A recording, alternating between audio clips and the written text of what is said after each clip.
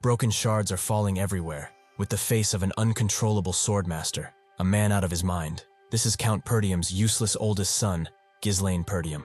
On the battlefield, a man, or rather the finest knight of the north, cannot believe that he was defeated by that garbage human being. A hooded figure approaches the knight, mocking him, asking if the scenery is warm and cozy enough for him, as it took a long time to build the trap the knight just fell in. This hooded figure is a tall knight as well, holding a giant double-sided battle axe on its shoulder. With murderous intent in his visible eye, the knight asks his defeated opponent if he enjoys the trap he has built for him. Seeing him, the fallen one recognizes the man, saying he must be Ghislain, and asks him if he already knew of his plans beforehand. While approaching the fallen knight, he says that this is not just the half of it.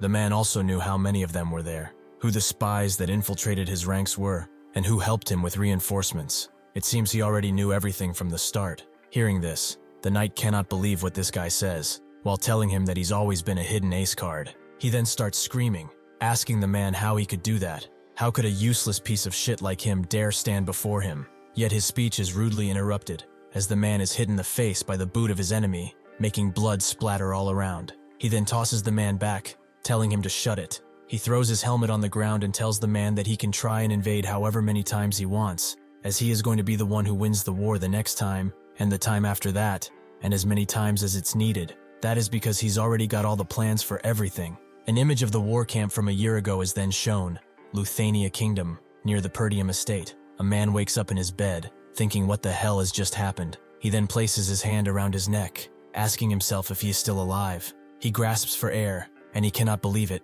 as just a minute ago, he was somewhere else completely. He was on a battlefield, fighting another knight, when his sword was struck out of his hand, leaving him defenseless. That is when his opponent carved him right through his chest, making him fall to the ground. The man who defeated him addressed him as the Mercenary King and one of the continent's 7 strongest men. After killing Ghislain, Idun, another one of the continent's top 7 noble knights, says that the war is over, while looking down on his fallen opponent. He asks him if he has any last words, and Ghislain says that he has none, yet states that it was a shame he wasn't able to fulfill his revenge. Ghislain then looks up at Idun and tells him to die, calling him a sickening bastard. Hearing this, Idun calls him arrogant. Even so, Idun didn't expect him to be the oldest son of the fallen Perdium household, and asks if Ghislain didn't leave the family after his sister's death. After hearing this, Ghislain asks Idun how he knows that, since he is from another kingdom. Idun tells Ghislain that it's because he spent a lot of time working his ass off trying to track him down, because they were the ones who worked with the Delphine household in order to bring down his family. Hearing this, Ghislain can only focus on the word we. He didn't know that there were other people behind that affair besides the House of Delphine. Idun then points his sword at Ghislain, saying that anyway, there is no point in explaining it further since Ghislain is going to be dead soon anyway, so he should just accept his fate. Hearing this, Ghislain starts screaming from the top of his lungs, calling Idun a bastard, and saying that he will never forgive him. Hearing this, Idun says he is okay with that, and then proceeds to decapitate Ghislain for good. That is the moment Ghislain died, yet now he has returned, with his head still on his shoulders, looking at his reflection in a barrel of water. He asks himself if it wasn't perhaps a hallucination, since he also came back as his younger self. Looking around, Ghislain wonders if he wasn't perhaps taken captive and used as a lab rat for the mages or something. He then looks around expecting to see Idun, calling him a bastard, and saying that he will regret keeping him alive. A voice from behind then disturbs him, calling him young master. This voice belongs to Ricardo, a soldier of the Perdium household, asking Ghislain to come out, since he knows that he is awake. Much to Ricardo's surprise, within 1 second, Ghislain has approached him from behind, placing his sword right at his neck and telling him to be quiet. Ghislain has immobilized Ricardo and tells him that if he answers his questions, he will let him leave. Or maybe not. Seeing what's happening, Ricardo is unsure of what to say or do. He then huffs and asks Ghislain if he doesn't think that this is crossing a line, leaving Ghislain speechless. Ghislain looks at Ricardo, wondering what is up with his reaction, as he is being threatened right now, and he proceeds to ask Ricardo what he is talking about. Ricardo then helps himself free and tells Ghislain that he has tired himself out with his tantrum from earlier and fell asleep, but Ghislain has no idea what he refers to. Clenching his neck, Ricardo asks Ghislain if he's forgotten everything that's happened after taking a nap, and then reveals that he was throwing a tantrum about how he was going to command the group to raid the orcs. Hearing this, Ghislain cannot believe it, even wondering what orcs this guy is talking about. Ghislain wants to ask Ricardo what this nonsense he is saying, but he is cut short by Ricardo telling him to gather his stuff as people are waiting. Seeing this, Ghislain asks Ricardo where they're going. As Ricardo passes Ghislain by, carrying some bags and his sword, he tells Ghislain that they're of course headed for the Perdium estate. Hearing this, Ghislain drops a sweat and cannot believe what he has heard. He grabs Ricardo by the shoulder, telling him to say that once again, but Ricardo cannot understand what Ghislain is going on about. Ghislain then starts sweating and utters the name Perdium again, asking Ricardo if he refers to the fallen Perdium estate. Upon reaching the estate, Ghislain looks at the castle and city from the top of a cliff. He cannot believe he can still see it standing, as he was sure he saw it reduced to ashes just then. Ricardo then approaches Ghislain, asking him if he had a terrible nightmare or something, as calling his own household fallen could get him kicked out if it gets to the ears of the Count. Ghislain then starts pitching his own cheek, saying that he might be dreaming or something. He pinches so hard his cheek snaps back in place, hurting Ghislain, and he realizes that this is not a dream, and makes Ricardo believe he is crazy. With a young face and the estate in its original state, Ghislain realizes what must have happened. He must have traveled back to the past. His story is then shown, how his younger self resented the household. The immaturity born from being inferior led to trouble, and as more time passed, more people from the household avoided him. He was unable to withstand the criticism and ran away from home. Several years after that, Ghislain became a mercenary, surviving countless battles, building up his skill, and making a name for himself. He returned to the Perdium County in order to make up for his past mistakes, but his household had already been crushed to dust when he returned. This is how he had lost everything, but now, it's still here. All the people he holds dear are still here. Seeing this, Ghislain says he cannot believe it, while putting on a big old smile, and even thinking about singing a song of joy. Even so, he says it's too early to rejoice. He looks at Ricardo, and remembers how he said they were here to raid the orcs. And Ghislain says he cannot forget that day. This was the day on which most of the people in his raid squad would die. In his past life, he had followed the orc raid squad in an attempt to make a name for himself. At that time, the report said there were only 3 orcs. He thought that would be easy enough for someone like him, who had no experience commanding a squad. Yet when they got there were more than 20 orcs, and almost all of them died because Ghislain was stubborn and wanted to command the squad. Now Ghislain says it should be doable since those orcs didn't really have a strategy. The problem is, if those guys will trust him since they all think that he is some useless bastard. Suddenly a whole building flies above Ghislain's head. It then crashes a few meters in front of him.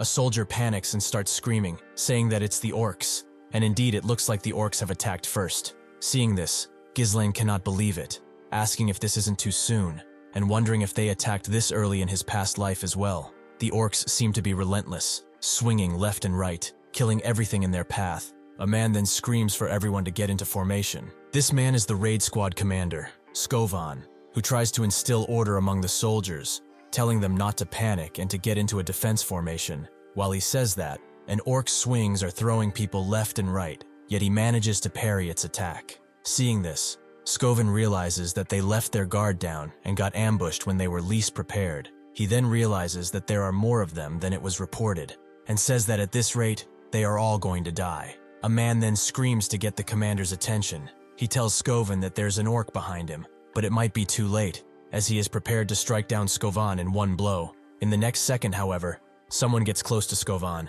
placing his hand on his shoulder. This is Ghislain, who throws Skovan out of the orc's range of attack and prepares to strike him instead. Seeing this, Skovan cannot believe what he sees. Ghislain then prepares to attack the orc with all his power. In one strike, he pierces the orc's hand. He then cuts it all together, leaving him with no weapon at his disposal. Seeing this, everyone remains shocked at what just happened. The orc falls to the ground, and Ghislain stands unbothered with his sword prepared for another attack. Seeing what just happened, Ghislain realizes he cannot use mana, and says that he wished he had returned to the past earlier. Ghislain then turns his back on Skovan and asks him if he is the commander. He then places his hand forward and tells Skovan to give it there. Yet, Skovan doesn't really seem to understand what Ghislain means. That is when Ghislain clarifies, saying that he means for Skovan to give him the command rights. He tells Skovan that he wants to command this raid. Seeing this, Skovan cannot believe it, thinking that he already knew Ghislain was an idiot, but to ask for commander rights when the lives of their soldiers are on the line is nuts.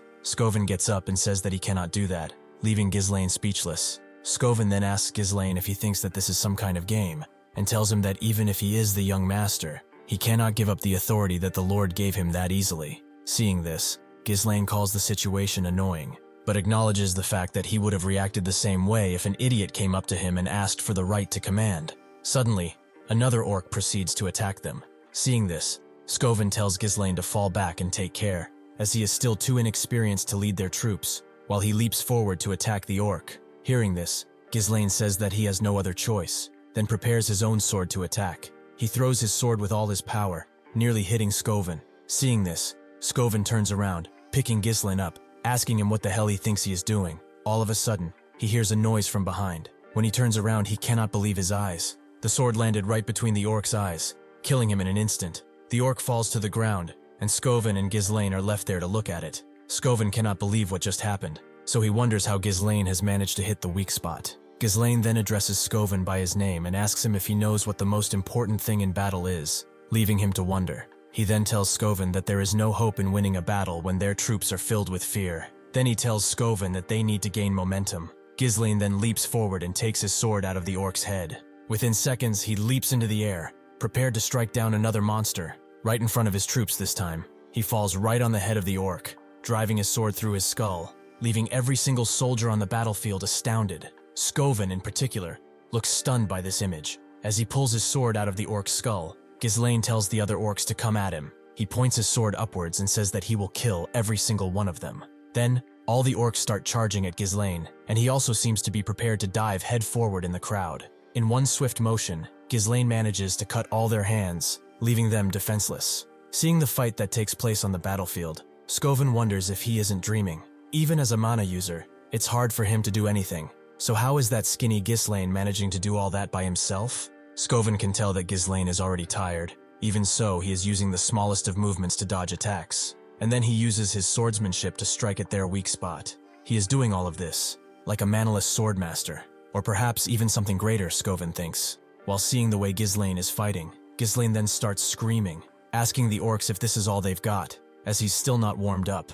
As he runs away, he yells towards the orcs that they are not living up to their reputation as a warrior species. The soldiers, seeing this, are wondering if the young master is running away. They then shout at the commander, looking for guidance. Looking at the battlefield, Skoven asks, "What the fuck is Ghislain thinking?" Running into the group of orcs and drawing their attention was good, but running away now may not be so good. Besides, it looks like Ghislain is going right towards the edge of a cliff. That's when Skoven realizes something. He might be anticipating Ghislain's tactic, after making the orcs follow him. Skoven then turns around and tells his man to raise a shield wall. He then tells the soldiers that they are going to follow the first son. As he fights the orcs, Ghislain says that if Skoven is a skilled commander, he must have realized what his plans are by now. Although Ghislain would prefer to slice all of them down himself, this shifty stamina of his won't be able to handle it. Even then, this should be enough for him to handle. Then, the orcs notice something from behind. Skoven and his men have planted their shields and spears forward and are approaching the orcs. This is when Ghislain says that this is perfect. That is when Ghislain leaps from the edge of the cliff. As he is falling down, he shouts for Skoven to do it now, and Skoven listens, shouting for everyone to move forward. They are going to throw all the orcs off the cliff. The soldiers have rushed forward with all their might, impaling and pushing on the orcs. Finally, they've done it. They have pushed them all off the cliff, and it looks like they have fallen towards certain death. Seeing this, Ricardo says that they've done it. They've managed to kill all of them, yet something remains. Skoven starts screaming for Ghislain. While he looks down from the cliff, it looks like Ghislain has managed to stop his fall by impaling his sword within the cliff's wall. Looking up, he sees Skovan and he smiles. Seeing this, Skovan cannot believe what he sees. He starts smiling and reaches down for Ghislain, telling him to grab his hand. Yet, Ghislain says that he cannot, and he lets go of the sword that was keeping him alive. He falls down, and the other soldiers remain speechless. They all scream his name, but it seems to be in vain. All of a sudden, a girl with light hair and a red dress addresses him as older brother Ghislain. It looks like Ghislain recognizes this girl, calling her Elena. Shards holding memories of Elena are falling into Ghislain's hand, and he wonders what is going on. All of a sudden, someone pulls him by the shoulder, leaving him stunned. This is actually Elena, who tells Ghislain that they should go together. Ghislain then wakes up with an icy compress on his forehead. Looking at his hand, Ghislain once again cannot believe that he is alive, and realizes that Skoven and the others have managed to save him. He places his hand on his forehead and asks if what he saw just now was a dream. Then, all of a sudden, he feels pain all over his body. He realizes that this must be the consequence of pushing his body to the limit. yet that should make it easier for him to know that he is still alive. Somebody then enters the room to check on Ghislain, addressing him as master. This is a maid with red hair undercut or something, who seems to be rather happy that Ghislain is alive. Ghislain recognizes this woman as Belinda. She places something on the table, asking Ghislain if he realizes how worried she was about him, and asks him if she didn't tell Ghislain that he should have left it to the soldiers to handle the orcs. Suddenly, Ghislain leaps from his bed and hugs Belinda tightly. Seeing this, Belinda asks Ghislain if she did something wrong, and Ghislain replies by telling her that he is just happy to see her. It looks like Belinda is Ghislain's personal tutor. Since he was little, she was the only one who continued to stay by his side despite his idiotic antics. But after the family fell to the ruins and she went missing, Ghislain was no longer able to see her. That is why Ghislain never thought he would see her again. While he hugs her, she asks him what he is so happy about, since they see each other every day. Ghislain then realizes that he must tell Belinda the truth. He then grabs Belinda by the shoulders and tells her to listen carefully, then proceeds to tell her that a catastrophe will soon strike Perdium, and Belinda asks him what on earth he is saying. That is when Ghislain tells her that he has died and comes back to life, but Belinda finds it amusing, saying that she is sure the orcs almost killed him. Ghislain proceeds to tell Belinda that this is not what he meant, and Belinda asks him if he is aware that he, and not Perdium, are in great danger. Belinda then starts screaming and scolding Ghislain, and he realizes that she doesn't believe him, and that this won't work at this time. Belinda then asks Ghislain what he was going to do if he wasn't too hurt to go to the festival. Ghislain then asks Belinda what festival she's talking about. Hearing this, Belinda asks Ghislain if he's already forgotten about it, and then tells him that Lady Elena has been waiting for the day to go to the festival with him. She then tells him that it would be a great change for the two of them to become close to each other again.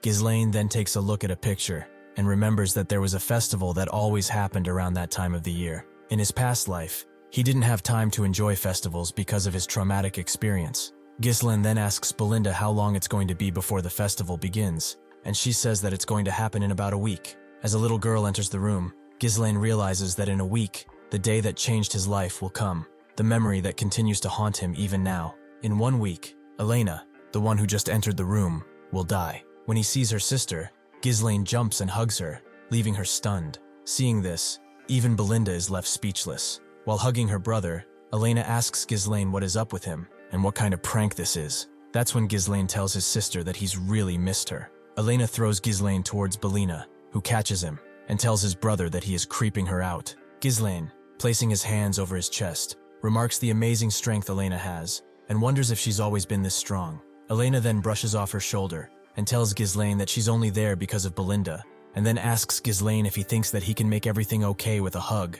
But Ghislain doesn't know what she is talking about. Elena then reminds Ghislain the awful things he has told her, how he yelled at Elena to piss off because she is annoying and that her breath feels disgusting. And once again, Ghislain cannot believe he has done that. He places his hand on his neck, apologizing to Elena, and thinking that he didn't have the closest relation with Elena in his past life, and acknowledging that he was a piece of shit. Seeing what happened, neither Belinda nor Elena can believe that Ghislain has apologized first, with Elena even asking if he was hit in the head after fighting that orc. Ghislain tells them that he did not, and asks why they all think that, when all of a sudden, something happens. A sharp pain strikes all over his body. Ghislain falls to the ground and Elena starts mocking him, saying that there was no way he wouldn't have gotten them all in the state he is, and tells him that he has come back unconscious, and Ghislain has nothing more to say. Belinda and Elena start laughing, while Ghislain can only look up at them. He smiles as well, letting his head down, and says that everyone is just as he remembers them. Then, he wonders why his past self spent so much time on useless things.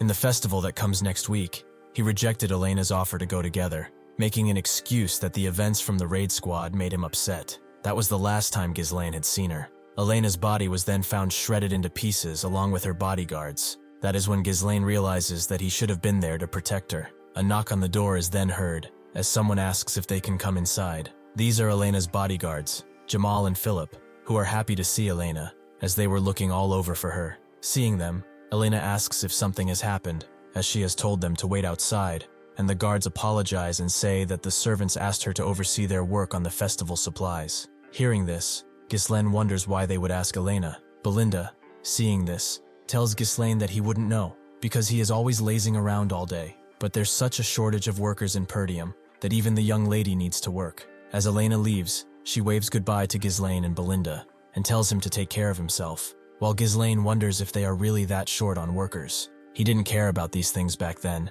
so it's obvious that he wouldn't know. Before Elena leaves, Ghislain places his hands inside his pockets and asks her if he could help.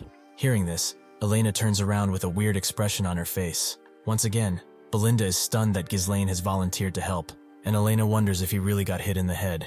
Next, we are at the festival, and it seems like tents have been set up with all sorts of things. Among the servants, screams can be heard, and people are looking really uneasy, as Ghislain says that he wants to help. But Elena tells him to go away, as people will be too scared to work with him around. They seem to be fighting, with Elena pushing him away, and Ghislain asking that this is the way she treats the people that want to help her. And Elena replies that the way Ghislain can help them is to stay out of their way and out of trouble. As Elena pushes her palm further in Ghislain's face, he thinks about the circumstances in which her body was found, near the slums, far away from the festival grounds. So that means that someone must have called her out there or forcibly moved her there. In order to prevent any of that, Ghislain must first learn the ins and outs of the castle. All of a sudden, someone disturbs Ghislain from behind. Looking away, it appears that Ghislain recognizes the man. He is the old man, Fergus, who, out of breath, resting with his hands on his knees, tells Ghislain how happy he is that he is well, thanking the gods. Fergus goes over to Ghislain, placing his hands on his shoulders, and saying that as a lowly servant of his, he has made his way to Ghislain as soon as he has heard of the news with the orcs. But Ghislain wants to cut him short, saying that they can stop talking about that now. Seeing Fergus, Elena comes and tells him that this is great timing, as Ghislain has been acting weird right after waking up, so Fergus should take him back to his room, which Fergus agrees to. But Ghislain thinks that this hooligan cannot possibly imagine that he will be getting in his way. Seeing what just happened, Ghislain concludes that at the moment, the situation cannot be helped, so he will do his best to find out what's going on around the castle in the following week. Ghislain then tells Fergus that he knows of an abandoned training field in the castle, so he asks him to take him there, and Fergus asks what for. Ghislain simply says that he wants to train, which stuns Fergus, and he says that he will show him the way. Getting to the place, Ghislain seems to be surprised. For an abandoned training ground, the place is in much better condition than he would have thought.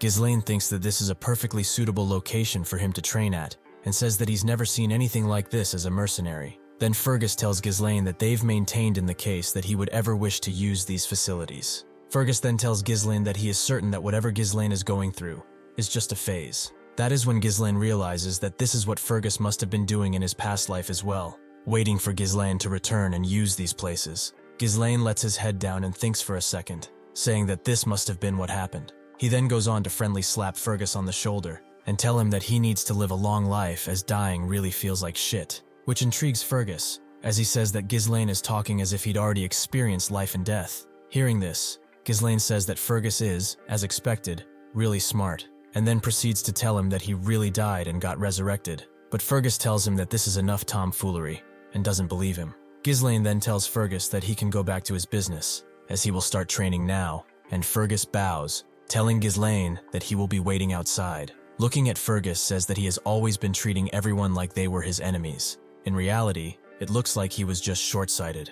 Then Ghislain thinks about the time he has to prepare for the incident at the festival. Only 1 week. Back then, it was revealed that the one behind Elena's death was a lord from a neighboring territory. Thanks to that, Perdium got caught up in a war that led to its downfall. Ghislain then says that Elena's death was essentially the starting point of their house's downfall. That means that he needs to set things straight from then on. He sits down and says that first thing first, he needs to build a better physique, and that it sucks he doesn't have a lot of time. Even so, he should at least be able to control mana. Mana is a supernatural resource that allows humans to break through their limits. Most people say that noticing and taking in the mana is the hardest part, but Ghislain was able to do that even on the chaotic battlefield. He has to connect the mana particles floating in the air and bundle it up as if he's spinning a spool. For someone like him, who's experienced thousands and tens of thousands of battles, creating a mana core is a piece of cake. But if it was just that, he couldn't have been part of the strongest 7 of the land. With the method from that half-burned book on magic that he picked up, he can do so much more. Along with the natural mana core of humans, he can create a second and even a third mana core. This way, he can create a connected mesh of multiple cores. This is what will create an explosive force. Suddenly, as he does this, blood splatters through his nose. It seems like 3 cores are his limit right now, even if he was able to reach 5 in his past life. This method allows him to create an explosive force in a short time, but it also requires an extremely large amount of mana in return. This was the primary reason he lost to Idun in his past life. If Idun hadn't brought in a whole knight's order to fight against him when he had run out of mana, then he would have definitely won in a fair fight. Whipping off the blood from his mouth, Ghislain says that this is an inherently unstable technique, but this is enough for now, as he now has a youthful body and a lot of time. Therefore, he will have Idun's head in no time. Even those bastards standing behind the House of Delphine, who helped destroy their country, will have no escape. Ghislain will do everything in his power to destroy them all. 1 week later, on the day of the festival, the sky above the castle looks beautiful and full of stars. Ghislain is strapping his sword around his body. He then goes to the festival. Seeing him there, Elena can't believe it. Elena asks him how he came, as he usually never comes to these sorts of things.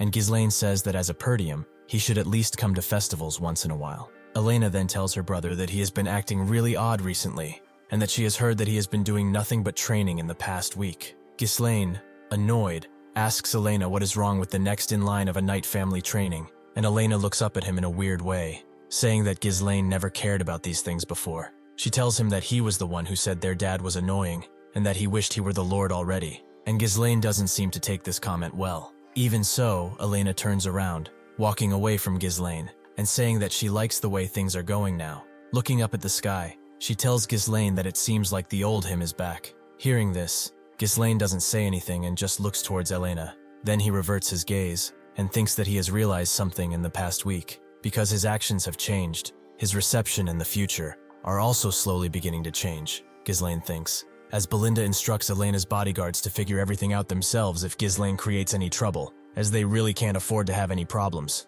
especially with a lot of visitors, and they agree. Ghislain then thinks that the general flow of things might be the same, but it would be too difficult to gauge the impact of his action on smaller events. Making good use of the information from the future is his job, so he needs to respond to each situation effectively. Then he says that his preparations are complete. Then it looks like Elena is taking Ghislain and everyone around, and simply acts like a kid, as Ghislain always keeps an eye out for danger. After the night is over, Elena says that this was fun, but tells her brother that it's getting a bit boring with it being the same every year, and asks if there's nothing new this year. Ghislain, however, doesn't seem to care about this, and only acknowledges that the festival is almost over, and nothing has happened, and wonders if this could be because of his presence alongside Elena. Elena then asks Ghislain if he would like to check out other areas as well, which piques his interest. A knight then tells Elena that, according to a friend of his, there are new events elsewhere, and Elena looks excited. She takes the knight's hand and tells him that this better be fun.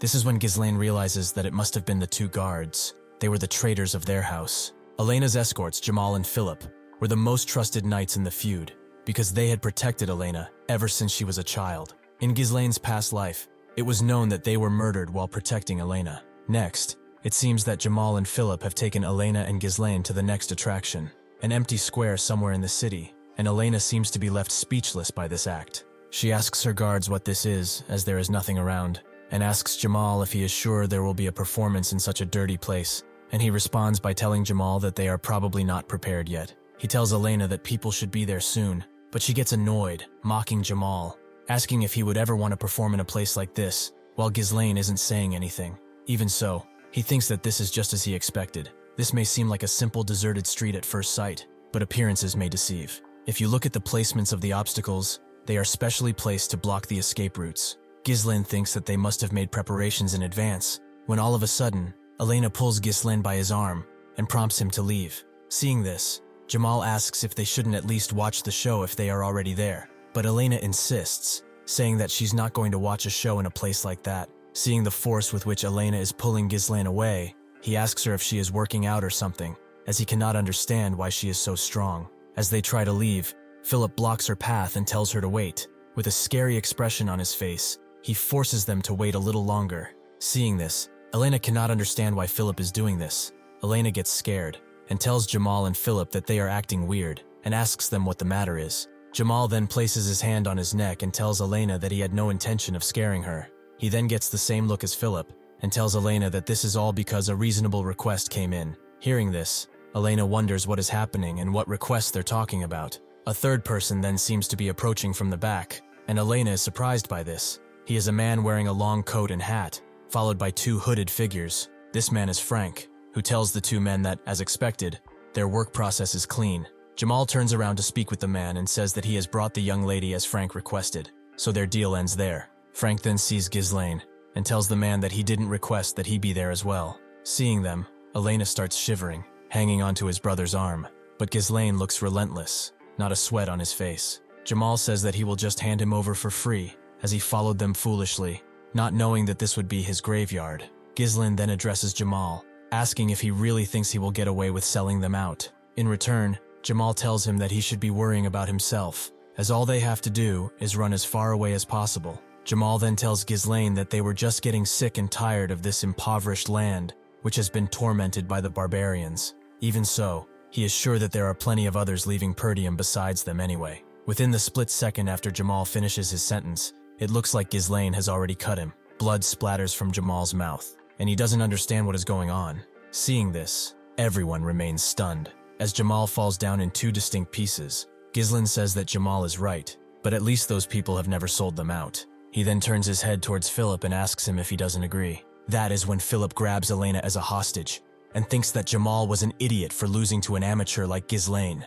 Then he gets the grand prize of a sword through the forehead. As he falls to the ground, he renders what just transpired impossible. Philip sits dead on the ground, and Elena hugs Ghislain. Seeing what just happened, the two hooded figures that came along with Frank asked him if he is sure that is the eldest son of Perdium, as they thought he had never had any real combat experience or fundamental training. Frank says that judging by his appearance, he is not mistaken. Even so, he wonders how he could have killed two knights when he was also taken by surprise. More so, with attacks that used mana at that. Elena looks up at Ghislain and asks him what is happening right now. Ghislain doesn't say a word and thinks about what he should do. He then hits Elena behind the neck. He renders her unconscious and carefully lets her down on the ground, telling her to take a little nap.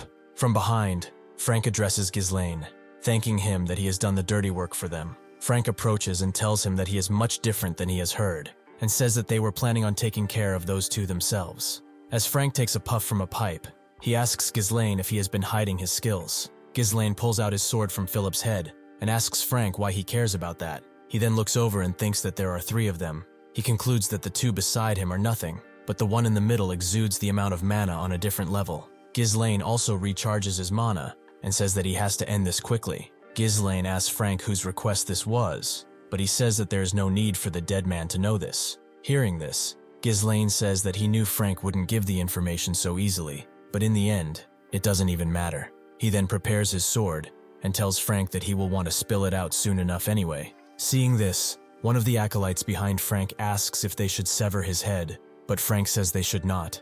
Instead, they will capture Ghislain alive and break every limb in his body until he can't help it but go mad. He looks at Ghislain over his glasses and says that he must writhing in pain for the shape to come out beautifully. The servants respect the order and proceed to attack Ghislain. Ghislain takes something in his hand and prepares to use it on the men. He throws the object towards the men. It looks like a firecracker, and they don't understand why Ghislain would throw this at them. The firecracker, it seems, had only one purpose: to distract the men's attention, as in the next second, both his head and the firecracker were cut. Ghislain has struck the men from underneath, right through the firecracker and his forehead. Seeing this, the other acolyte calls it a shallow trick. He tries to strike Ghislain from the back, but he uses his sword to block the attack. Ghislain notices something and reverts his gaze. He wraps his arm around the man's blade, blocking it there. Then he takes the blade from his opponent's hand and prepares to strike him. With one single cut, he takes his head clean off. However, the fight is not over, as Ghislain notices something.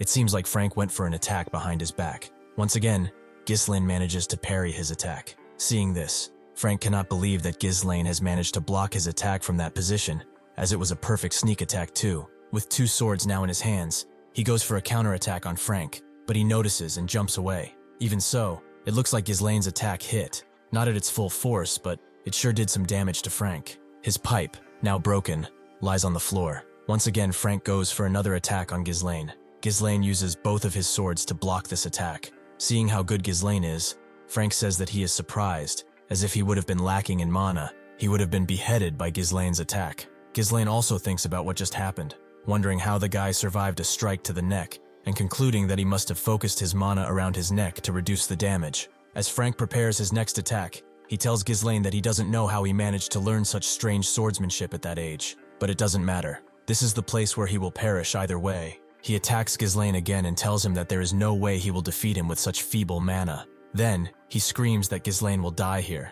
Yet, something might not be right, as Ghislain smiles upon hearing this. Seeing this, Frank wonders why he'd do that. That is when Ghislain plants both his swords firmly on the ground and prepares for a different kind of attack. He uses the force from swinging his own weight in the air to hit Frank on the face with his foot. This takes him by surprise and throws him several meters behind. With one broken lens, Frank fixes his hat and once again tells Ghislain that attacks like that won't work on him with this little mana. But it looks like he has made a mistake, as blood starts pouring from his mouth. He falls to one knee and starts coughing and vomiting blood. Looking at his hand full of blood and shivering, Frank wonders what happened just now, as Ghislain shouldn't have been able to pierce through his enhancement with his skill level, but his power in that attack seemed different. As he approaches Frank, he tells him that he has never expected there to be a true culprit behind Elena's death. Then he tells Frank that it must have been him, as he menacingly approaches with all his 3 cores active. He tells Frank to prepare, and then unleashes his 3rd core. Seeing this, Frank asks Ghislain how he has managed to boost his mana so greatly,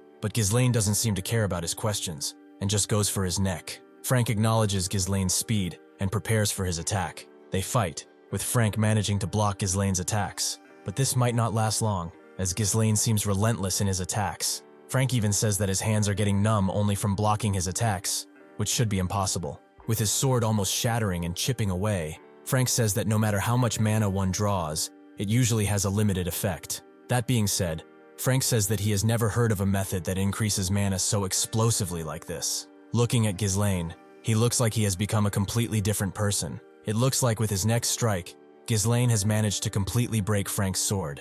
Not just that, but he's also cut him down his chest. With the amount of blood coming out, it seems like the mana might not have been enough this time. Even so, Ghislain goes for one more attack. He uses the tip of his sword to pierce Frank right through his chest. With this, his pain reaches critical heights, making him scream and cough up even more blood. Ghislain then punches his chin, making him close his mouth. He pushes Frank with his back against a wall, and says that they will now finish their conversation from earlier. With his sword driven deep within his guts, Ghislain once again asks Frank who sent him over to do such a thing. Even in this situation though, Frank says that he won't be going down so easily, and he pulls out a knife from underneath his sleeve. He looks over to Elena and says that he will at least be taking the young lady of Perdium with him. He prepares to throw the knife, as he wishes death to Elena. Yet even this plan of his won't have any effect. It seems like Ghislain has anticipated the possibility of this kind of attack, and blocked Frank's hand with some kind of threads, and Ghislain tells him that they should make a deal.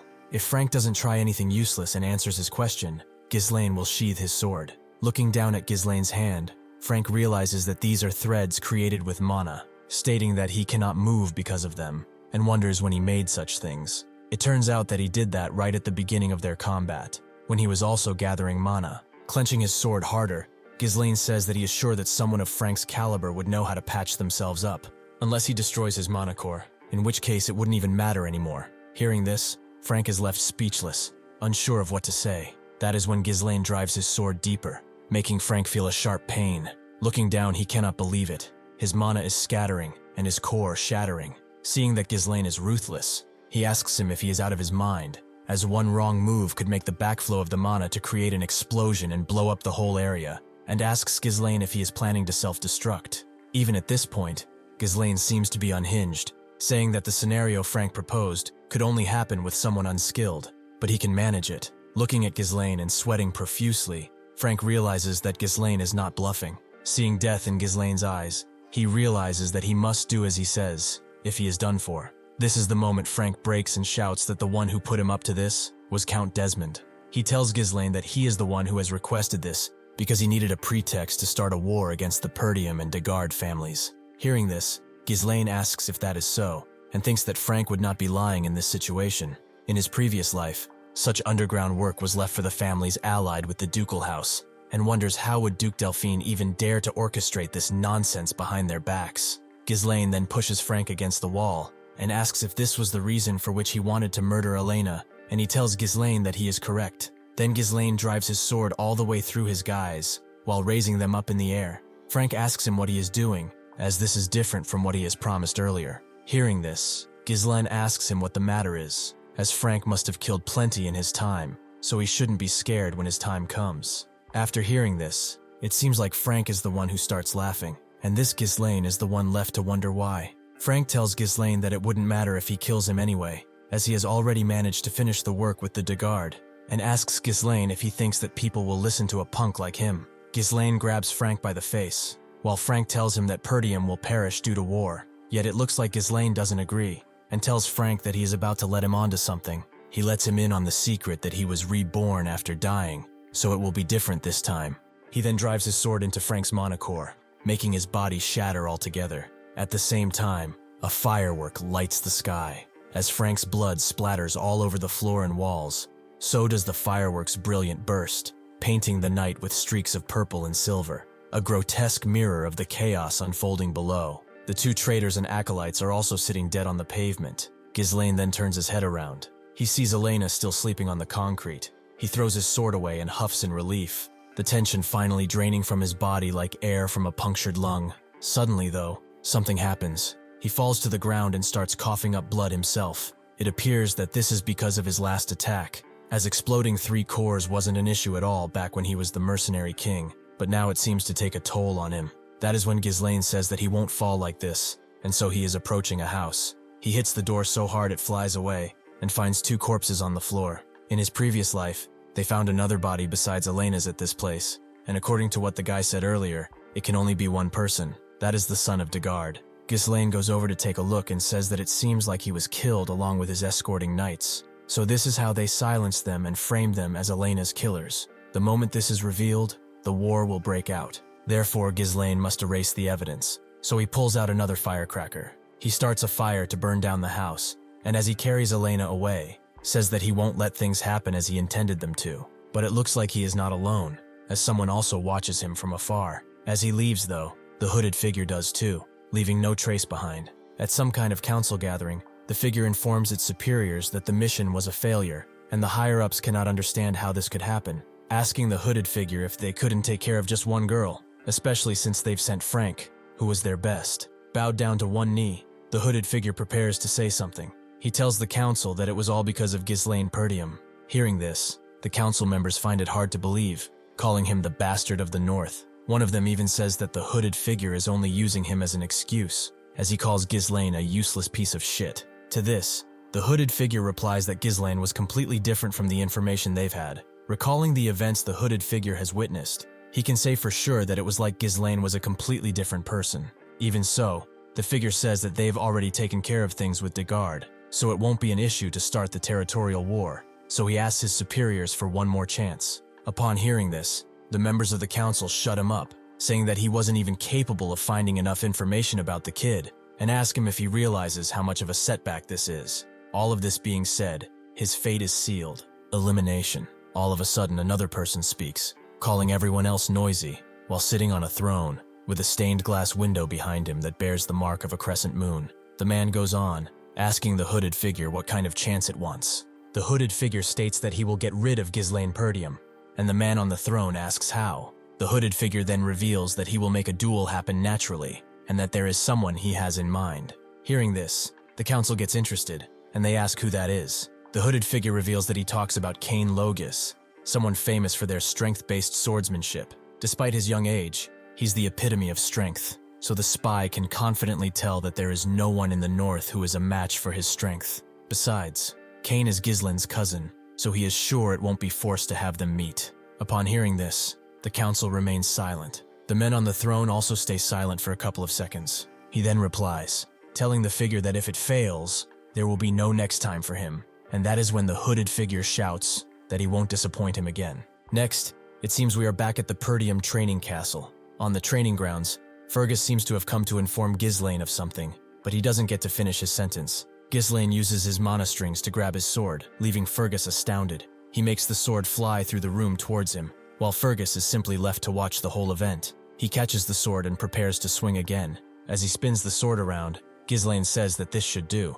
That is when he looks over and notices Fergus. He greets him, and Sir Fergus bows, saying that Ghislain was so focused on his training that he didn't want to disturb him. Fergus then asks Ghislain how he managed to do what he just did, grabbing the sword. Ghislain then uses the sword as a yo-yo to ask Fergus if this is what he's referring to. Ghislain then tells Fergus that he is using mana threads, which use mana like strings. Ghislain thinks that in his past life, he's been using it all the time, but at his current skill level, he needs to implode his core in order to use it like he used to, because he is lacking mana. Even so, if he only makes one thread to use less mana, he can still use it despite having less mana. Seeing this, Fergus says that he thought he had been training his mana for a long time, yet he's never seen something like this before. Fergus then thinks that just a while ago, Ghislain didn't even train, let alone use mana, so he wonders how he was able to come up with the idea of using mana like this. After this, Ghislain interrupts Fergus's thinking, asking him if he needed something, and Fergus also remembers what he came in for. He informs Ghislain that he just wanted to come by to inform him of something, and Ghislain asks what's up. That is when Fergus bows before Ghislain and thanks him for protecting Elena. Hearing this, Ghislain asks him why he is doing that, as this is just something he should have done either way. Even so, Fergus sends the conversation and invites Ghislain to eat. A few days after that, the festival was paused, and it only made sense since a guard knight tried to traffic the young lady. At the table, Elena is upset because everyone says she is lying when she tells them that Ghislain was the one to save her. Elena tells his brother that he should do something about it, but Ghislain doesn't want to bother, saying that they won't believe them anyway. Belinda also gets mad, saying that it was Jamal and Philip trying to take Elena for themselves, saying that she knew they were perverse, but Elena tries to make her stop.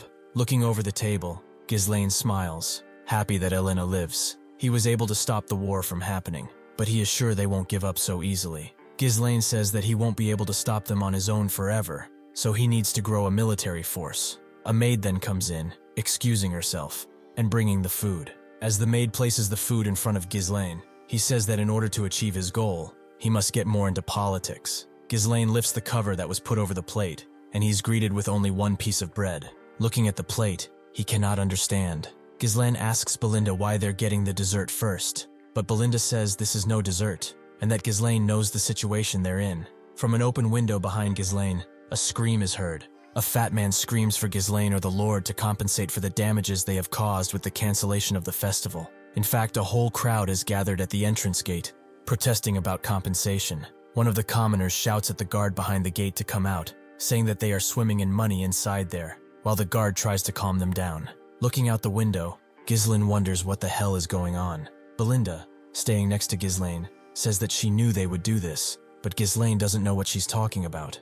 Belinda asks Ghislain if he is aware of the fact that their county is full of merchants who make a living from the profits that come from the festival, saying that it was good enough for them last year. But since the festival was cancelled after just one day, it makes sense that they're upset. Hearing this, Ghislain cannot believe it, asking if the county's situation is really that bad. He thinks that this isn't good at all, and that they'll only get more aggressive if he doesn't do anything about them. Ghislain turns to Fergus, asking him what the soldiers are doing, and telling him to instruct them to go down and calm that crowd down. That is when Sir Fergus tells Ghislain that they don't have any soldiers, leaving Ghislain to wonder how this is possible. Old man Fergus tells him that most of them have been dispatched to the Forest of Monsters post for reconstructions because of the orcs raid, which Ghislain cannot believe. Ghislain then thinks about the layout of the land and how Perdium is basically eternally at war because of the barbarians to the north, and on the other side, there's the Forest of Monsters from where monsters can come and attack at any moment.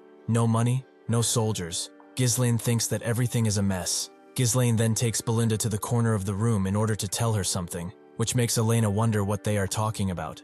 Ghislain says that Belinda is the one managing his money, and that they should use that money to calm the crowd. That is when Belinda tells Ghislain that there isn't any. Ghislain asks why that is, and Belinda asks if he has perhaps forgotten that the Count cut off his allowance because of the way Ghislain was spending money like water. That is when Ghislain realizes that he has no money at all, and that he is completely broke. He then tries borrowing some money from Belinda, but she doesn't have any either. Looking over the window, Ghislain starts counting the things he doesn't have. No money, no soldiers, no food. So what do they have? Without even the least amount of money, there's nothing he can do, even if he has knowledge about the future. So he is going to need money first. He wonders if there might be something on the estate that he could sell, as someone is running towards his quarters in the hallway. The man opens the door to his room in a rush, and Ghislain turns his gaze over to him. This is Ricardo, and Ghislain asks him why he is in such a hurry. Ricardo tells Ghislain that there is a problem, and that the young Master Cain wants to see him. Hearing this name, Ghislain cannot believe he is there. Outside, a guard huffs, with blood all over his face. Then, all of a sudden, he wakes up with a fist in his mouth. He is continuously beaten up by someone. As Ghislain enters the room, the soldiers are down all over the floor. The beaten guard calls for Ghislain, addressing him as a young master. Ghislain looks down with a scary expression on his face. Someone grabs his attention by saying that Ghislain has finally come. This is Cain, who looks to be at least 1 meter taller than Ghislain. Bro is a brute for sure. After beating the shit out of all his guards, Cain goes on to salute Ghislain. Ghislain looks up and thinks. Seeing Cain, he says that he remembers that face, the heir of the Loges County, with whom they have an alliance. Cain Logus. At the time, it seemed like he was Ghislain's only friend, and at the same time, he was his enemy. Cain gets down from the stairs, cheerfully heading towards Ghislain. As he approaches, Ghislain asks Ricardo what the situation is. Ricardo says that they have responded to a report of a disturbance at the tavern. There, they have found Cain with his escort knights. Recognizing them, Cain asks them if the rumors about the young master Ghislain were true. That is when Commander Scoven explained the details of the rumors to him. That is when Cain picked up Scoven by his chin. Looking right into his eyes, Cain asks Scoven if he dares lie a Loges in his face. So that is when it happened, Ricardo says. Cain interrupts him, saying that if he is going to tell Ghislain, he should tell him the truth. Cain then reveals that Sloven told him that he, who has never trained, took down an orc with his bare hands and dealt with the traitorous escort knights himself. This is why Cain gave him a little wake-up call in order to knock some sense into him. He then stares Ghislain down, telling him that this wouldn't have happened in the first place if Ghislain wouldn't have lied. Hearing this, Ghislain looks up, without muttering a single word. He thinks that Cain was this kind of man, always treating Ghislain as his subordinate. Every time he visited Perdium, he always made a mess. Even after causing all that trouble, no one could say anything because he was basically his subordinate. That is why no one looked down upon Cain. Unlike he, who has always had an inferiority complex, Cain's confidence and bold demeanor were praised as qualities befitting of an heir. Ghislain smiles and thinks that this is why he was criticized more. Cain looks over at Ghislain and thinks. Usually, Ghislain would have charged at him with this much provocation, but not this time. A while ago in Loges County, it seems like an interesting conversation took place. Someone has proposed that Cain kill Ghislain. This was the spy who was before the council, who now tells Cain that if he succeeds in this task, the esteemed one will support the Loge family. Hearing what the spy had to say, Cain says that it's not a hard task dealing with someone like him, but Ghislain is also an heir to this land. So he asks how he is supposed to eliminate him. The spy tells Cain that they could lure Ghislain into a duel, making it appear as if an unfortunate accident occurred, and it will simply seem like a trivial dispute between heirs. The spy then says that he will accompany Cain disguised as an escort knight, orchestrating the situation, so there is no need for concern. He then tells Cain that this is an uncommon opportunity even for him. Cain turns around and thinks. He couldn't believe that he would have to kill his own cousin, Ghislain. He clenches his hands together and says that they should go right away. Cain looks at the spy behind him and wonders if they want to eliminate him because something about him has changed. Thinking about it, Cain smiles and says that in that case, he might as well put it to the test. Cain asks Ghislain what he is doing, but Ghislain doesn't understand what he is referring to. Cain asks Ghislain why he is still standing there, as since he is there, Ghislain should bring him the thing that has been prepared for him. But once again, Ghislain has no idea what Cain is talking about. Cain goes on to say that he has heard that the festival has been interrupted, so they should live up the mood and have an amazing time, since they've always been in sync when it came to things like that. Looking right into Ghislain's soul, he asks if he is wrong. Hearing this, Ghislain thinks for a second. Then he realizes what Cain was talking about, asking if he means that. Ghislain then remembers that Cain made him prepare alcohol and women every time he came there. He granted this request back then because he didn't want to get beaten up, but he's not going to do that no more. Because of him, he had to waste all of his precious money. He then remembers what Belinda told him about the Count cutting him off. That is when Ghislain realizes something. He looks at Cain and says that it was always right in front of his eyes. Cain is his source of income. Then Cain once again shouts at Ghislain. He tells him that if he remembers then, he should better bring them right then, asking if he cannot see him waiting. Ghislain says that he will bring them right along, but first, there is something they have to discuss. He looks down on Cain, asking him if he didn't have a debt to repay him. Seeing this, the spy is not sure of what is about to happen. Cain asks Ghislain what debt he is talking about, while putting on a mad look on his face. Ghislain asks Cain if he realizes that he has been handling everything he's asked him to prepare with his own money, so now he must ask for it. Ghislain then tells him that he will settle for 1,000 gold principal, plus interest. Upon hearing that, Cain says that 1,000 gold is crazy, and that all that shouldn't have even cost Ghislain 100 gold. Besides, Cain says, Ghislain did all that to thank him for being his friend, so it's like a friendship fee. Ghislain confronts Cain, saying that it's been a friendship his ass, as Ghislain has been Cain's doormat for the longest time, and Cain seems annoyed by the comment. That is when Ghislain tells Cain to pay it ASAP before he beats the hell out of him, as he needs a lot of money at the moment. Hearing what Ghislain has just said, no one can believe it. Ricardo even thinks that Ghislain must have gone crazy. Then Cain gets up from the ground. He looks Ghislain down and says that he is acting all bold just because he has been going easy on him. He gets in his face and tells Ghislain that it seems like he believes he's actually gotten stronger just because he has spread a bunch of false rumors saying he won against a knight. Cain tells Ghislain that is nothing but a parasite leeching off this land. He prepares his punch and says that this is why everyone in the north calls him a scoundrel when all he, the supposed heir, does is spout empty nonsense. He goes to punch Ghislain, telling him to get himself together. Ghislain remains unhinged and doesn't say anything. He then easily dodges Cain's attack. Seeing this, neither Ricardo nor the spy can believe it. Once again, Cain wants to punch Ghislain, but he dodges and gets closer to Cain. He then punches Cain in his chest. Seeing Cain's expression, it looks like he wasn't expecting this amount of force. Ghislain then goes in for another punch.